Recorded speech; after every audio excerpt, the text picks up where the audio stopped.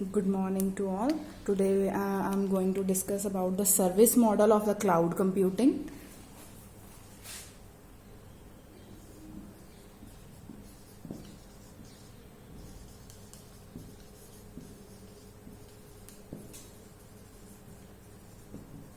So basically there are three types of a service model under the cloud computing. The first one is IaaS.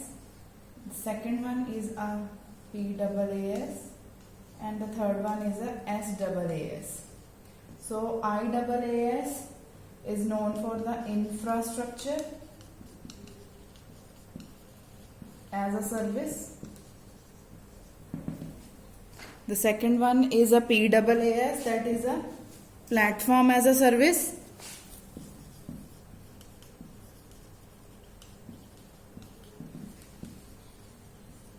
And the third one is a software as a service.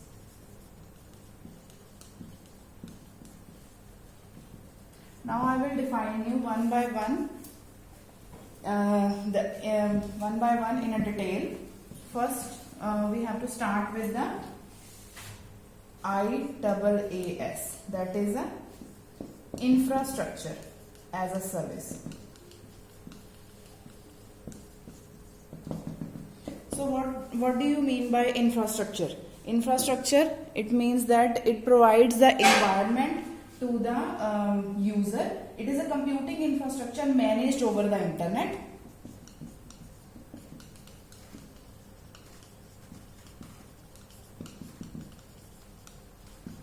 Infrastructure managed over the internet.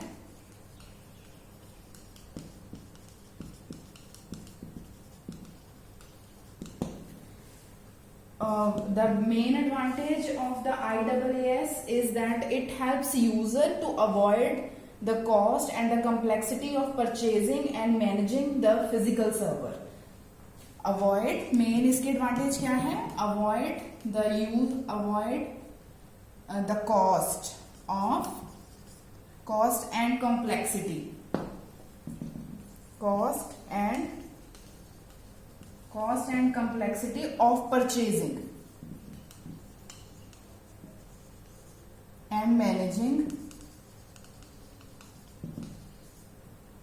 physical server.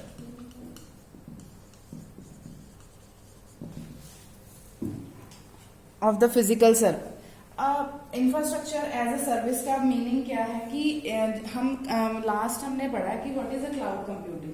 तो cloud computing का topic क्या था कि it is a use of a remote server rather than local server. ठीक है. And all the data is managed, process and stored by the remote server only, without the involvement of the local server.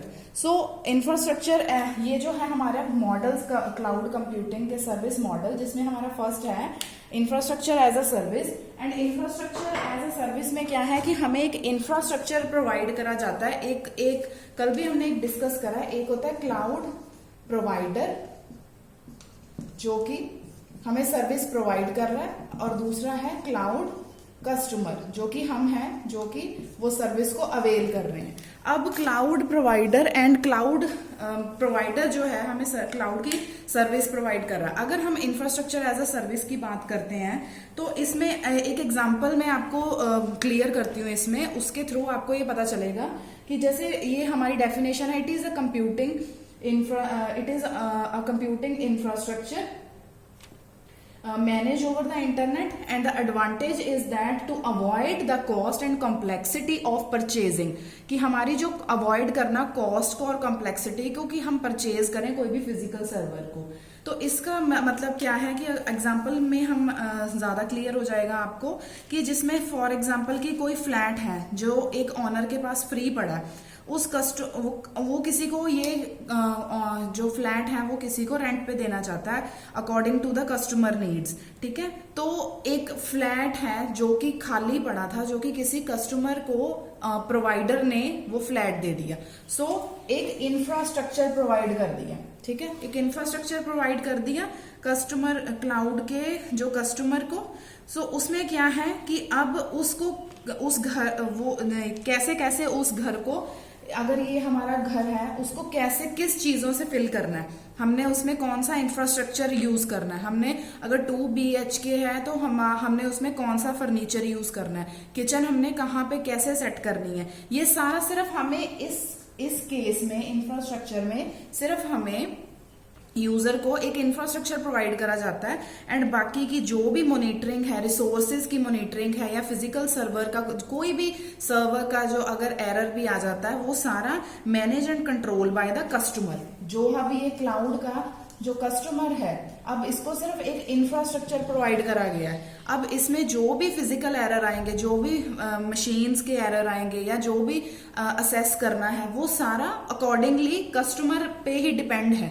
वो customer ही उसको manage करेगा, monitor करेगा और इसमें security issues जो भी हैं उसके मतलब फ्रीडम पूरी है इसमें कि कोई रिस्ट्रिक्टेड नहीं है। सिर्फ पूरा जैसे अब घर दे ही दिया रेंट पे तो उसमें कुछ नहीं है, वो कैसे उस घर को यूज कर रहा है, वो बंद रखता है, खुला रखता है, वो जो भी है वो सारा बस ऑनर ने उस टाइम उसको एक मंथ उससे रेंट लेना है। बाकी जो भी है कस्टमर वो अकॉर्डिंग टू वो अपने नीड्स के अकॉर्डिंगली उस रिक्वायरमेंट को फुलफिल करेगा एंड जो उसको रेंट उसने सिर्फ रेंट पे करना है। अब इसमें क्या है कि प्रोवाइडर की चिंता खत्म है, उसने बस कस्टमर को रेंट पे दे दिया।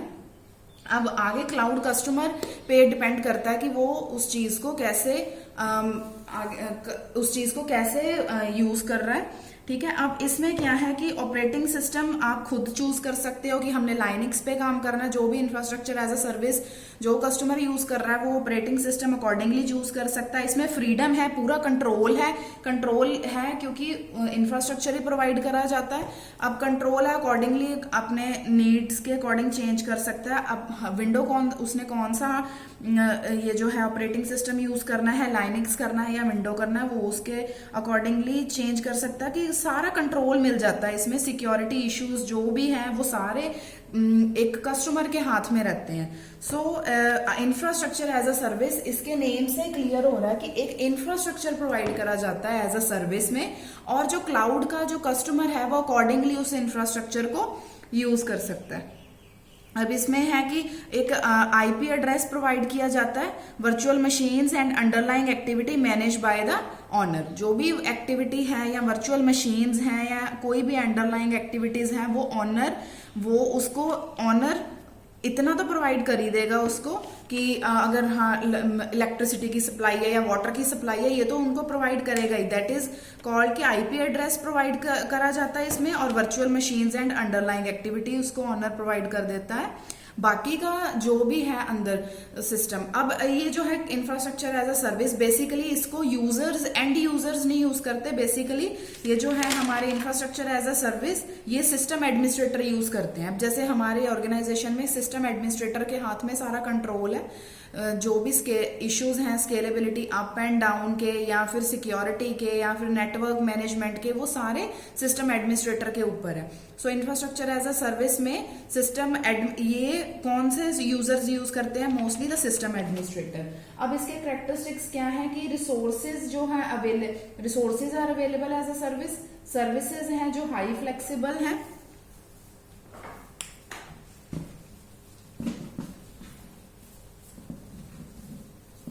characteristics of a IaaS,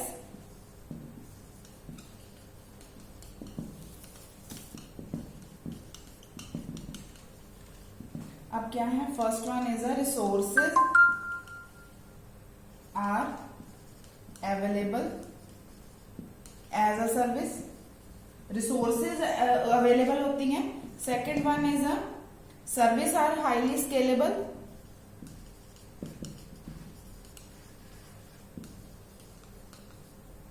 third one is a dynamic and flexible,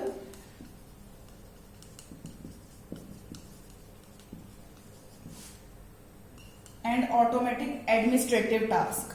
Fourth one is automated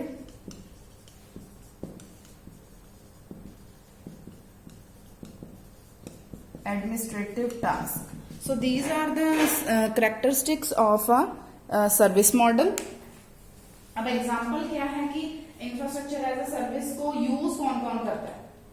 ये जो है basically virtual provision of computing resources cloud पे प्रोवाइड करे जाते हैं and an IaaS cloud provider can give you the entire range of the computing infrastructure such as a storage या फिर server या फिर network hardware alongside maintenance and a support. क्या क्या है वो सारा कुछ प्रोवाइड करा जाता है। अब ये जो है इंफ्रास्ट्रक्चर एज अ सर्विस में एक इंफ्रास्ट्रक्चर मिल जाता है कस्टमर को, क्लाउड की इंफ्रास्ट्रक्चर प्रोवाइड करा जाता है जिसमें अब एंटायर रेंज उसको प्रोवाइड करी जाती है, जैसे कि स्टोरेज की रिस्पॉन्सिबिलिटी कस्टमर की खुद की, और जो भी है सर्वर्स की, नेटवर्क हार्डवेयर की, मेंटेनेंस की, एज वेल एज मेंटेनेंस जो भी है उसकी सपोर्ट, जो भी है रिक्वायरमेंट विद इसमें हम क्या है business can opt for computing resources of the requirement without the need to install hardware on their premises. अब इसकी एग्जांपल क्या है? IaaS की एग्जांपल्स मेन कौन कौन सी है जो लीडिंग आजकल है? ये जो है Microsoft Azure, this one is the best example of the infrastructure as a service, and Google Compute Engine,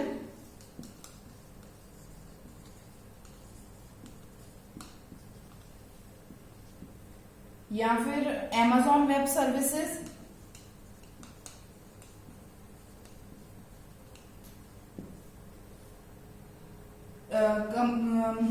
Rackspace, Cisco, Meta Cloud। These are the example of infrastructure as a service की एक infrastructure customer के client को provider के through मिल जाता है, और infrastructure में जो भी आगे ये स्टोरेज की या फिर सर्वर्स की, नेटवर्क हार्डवेयर की, मेंटेनेंस की, ये सारी रिस्पॉन्सिबिलिटी सिस्टम एडमिनिस्ट्रेटर की होती है। And next one we are start with the SaaS, that is a software as a service.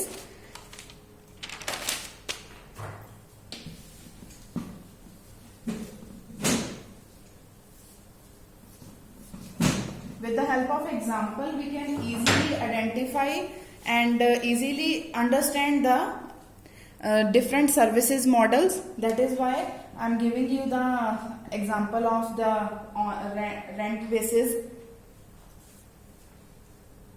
Next one is a software as a service.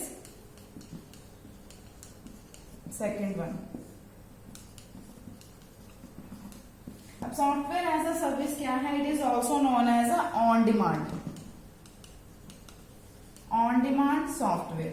अब कल भी हमने as we discussed in a yesterday topic कि what do you mean by on demand service. On demand service are दो service which we can demand accordingly, ठीक है, जिसको हम अपने अकॉर्डिंगली डिमांड कर सकते हैं। Whenever we need the high scalability then we give the high rent for high payment for this services, and when we are no longer requirement of the particular thing then we decrease its scalability. अगर जब भी हमें जरूरत है हम उसकी scalability को high भी कर सकते हैं, लो भी कर सकते हैं, जितनी हमें जरूरत है। अगर हमें ज्यादा कस्टमर हमारे वेबसाइट को देख रहे हैं तो उस टाइम पे हमें स्केलेबिलिटी अप करनी पड़ेगी, तो हम उस चीज का उस अकॉर्डिंगली रेंट पे कर सकते हैं। जब हमारे पास कोई ऐसा ट्रैफिक कंजेशन है नहीं है तो हम उस चीज के लिए स्केलेबिलिटी को डाउन करके हम उस चीज अपने उसका पे करने की जरूरत नहीं है। So it is called the on demand software. It is a software in which the application are hosted by the cloud service provider. It is a software in which the applications are hosted by a cloud service provider. अब इस चीज का क्या मतलब है? User can access this application with the help of internet, whereas user can access these applications with the help of internet connection and web browser. So ये क्या है, ये जो हमारा सॉफ्टवेयर एज अ सर्विस में कि it is a on demand software and it is a software in which the applications are hosted by the cloud service provider. अब what do you mean by cloud service provider? जो भी applications हैं वो सारी कौन host कर रहा है? Cloud service provider. अब जैसे हमने डिस्कस करा, एक है क्लाउड प्रोवाइडर और दूसरा क्या है? क्लाउड का कस्टमर.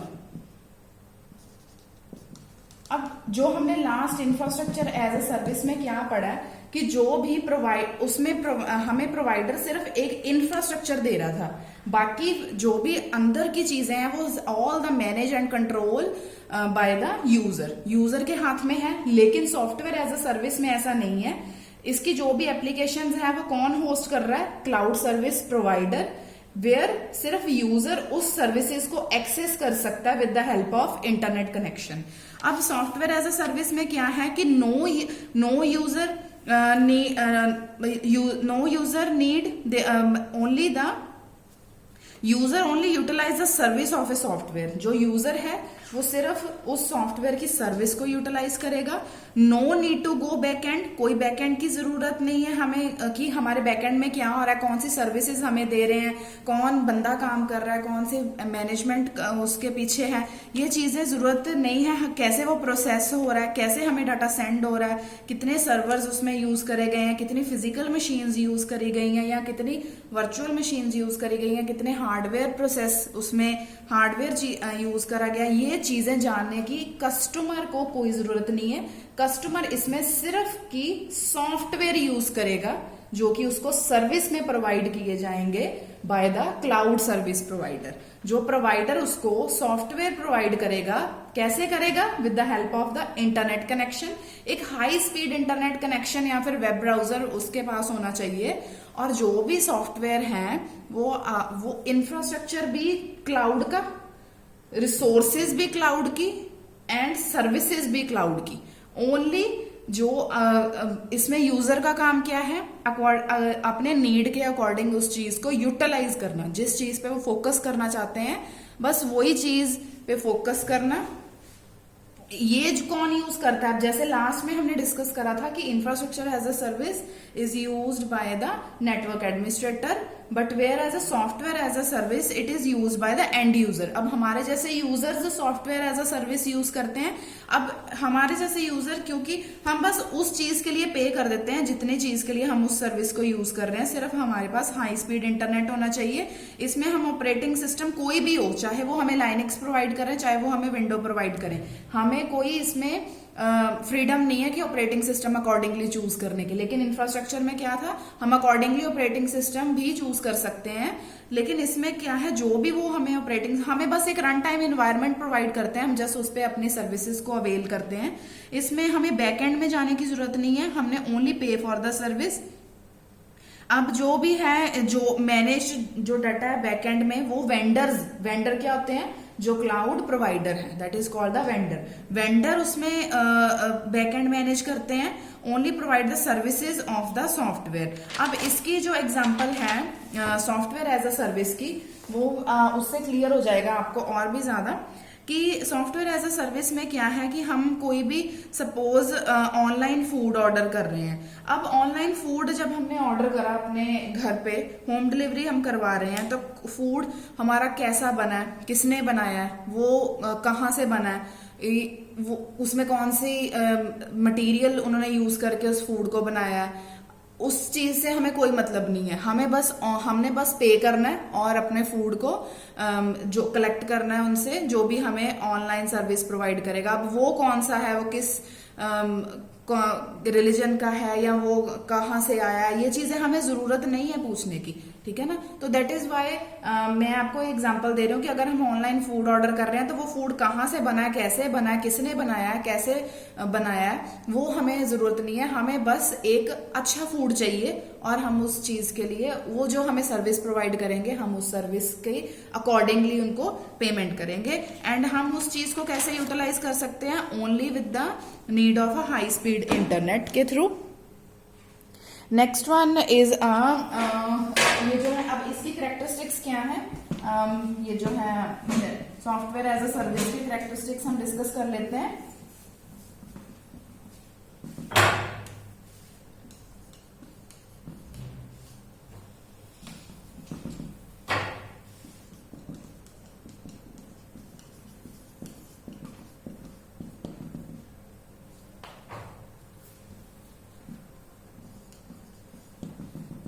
अब manage from the central location, it is managed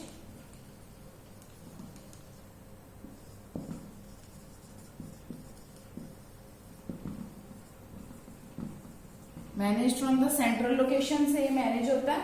host कौन करता है इसको, hosted on remote server, accessible over the internet,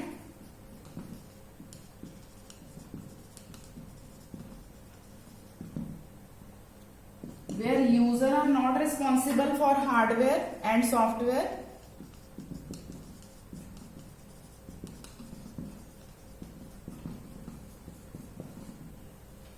updates, last one is the services are purchased on the pay per use method, pay per use basis. So these are the characteristics of a software as a service. इसमें क्या है, manage जो है central location से हो रहा है, host कौन कर रहा है, remote server, accessible over the internet, and user are not responsible for the hardware and the software updates, and the services are purchased on the pay per use basis. Now the example of the software as a service is the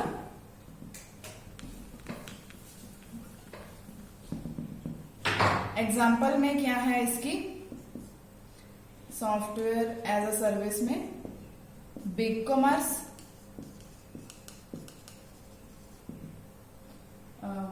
Google apps,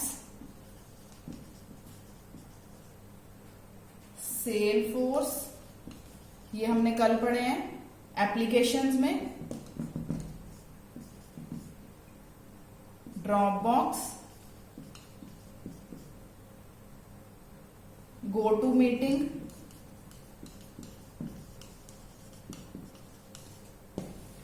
अब ये भी हमारे software